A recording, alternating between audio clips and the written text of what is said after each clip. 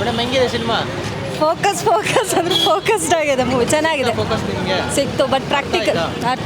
But ಈಗ present ಏನು ನಡೀತಿದೆ ಅದೇ ಅಲ್ವಾ ಮೂವಿ, ಸೊ ಇಟ್ಸ್ ನೈಸ್, ಚೆನ್ನಾಗಿದೆ. ಇಡೀ ಸಿನಿಮಾ ಮೆಟಾಫರಿಕಲ್ ಆಗಿದೆ, ಡೈರೆಕ್ಟ್ ಆಗಿ ಎಲ್ಲೂ ಹೇಳಿಲ್ಲ, ಇಂಡೈರೆಕ್ಟ್ ಆಗಿ ವಿಷಯಗಳನ್ನ ಹೇಳಿ ಹೌದು. ಅದು ಎಲ್ಲ ಕನೆಕ್ಟ್ ಆಗಿದೆ. ಹಾಂ, ಈಗಿರೋ ನಾವೇ ಅರ್ಥ ಮಾಡ್ಕೋಬೇಕು, ಬಟ್ ಚೆನ್ನಾಗಿದೆ ಮೂವಿ ಅಂತ ಇಷ್ಟ ಆಗಿದೆ.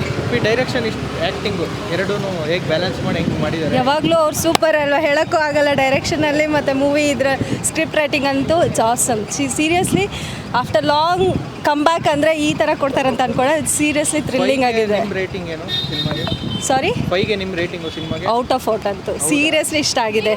ಚೆನ್ನಾಗಿ ಫೋಕಸ್ ಅಂತ ರಿಯಲಿ ಫೋಕಸ್ಡ್ ಆಗಿದೆ movie. Thank you. Anil sir, ಒಂಥರ ವಿಚಿತ್ರವಾಗಿದೆ. ತುಂಬ ಎಕ್ಸ್ಪೆಕ್ಟೇಷನ್ ಇತ್ತು, ವಿಚಿತ್ರವಾಗಿದೆ. ನಾನು ತುಂಬ ವರ್ಷದಿಂದ ಕಾಯ್ತಿದ್ದೆ ಉಪೇಂದ್ರ ಅವರ ಡೈರೆಕ್ಷನ್ಗೆ. ಬಟ್ ಒಂಥರ ಇಷ್ಟನೂ ಆಗುತ್ತೆ, ಇಷ್ಟನೂ ಆಗಲ್ಲ. ಸೊ ಒಂದು ಮೆಟಾಫರಿಕಾ, ಅವರೇ ನಾ ಇಂಟ್ರ್ಯೂ ಫಾಲೋ ಮಾಡ್ತಿದ್ದೆ, ಮೆಟಾಫರಿಕಾಗಿ ತೋರಿಸಿದ್ದಾರೆ. ಹೇಳಬೇಕಂದ್ರೆ ಈಗ ಒಂದು ದೊಡ್ಡ ರಾಜ ಥರ ತೋರಿಸಿದ್ದಾರೆ. ಅವರು ಒಂಥರ ಬ್ರಿಟಿಷರ ಸಾಮ್ರಾಜ್ಯ ಆ ಥರ ತೋರಿಸಿದ್ದಾರೆ. ಆಮೇಲೆ 2040 ತೋರಿಸಿದ್ದಾರೆ, ಜಾತಿ ಬಗ್ಗೆ ಹೇಳಿದ್ದಾರೆ. ಎಲ್ಲ ಮಿಕ್ಸ್ ಇದೆ ಸರ್, ಒಂಥರ ತಲೆ ಗಿರ್ರ ಅನ್ನುತ್ತೆ. ನೋಡ್ಬೋದು ಸರ್.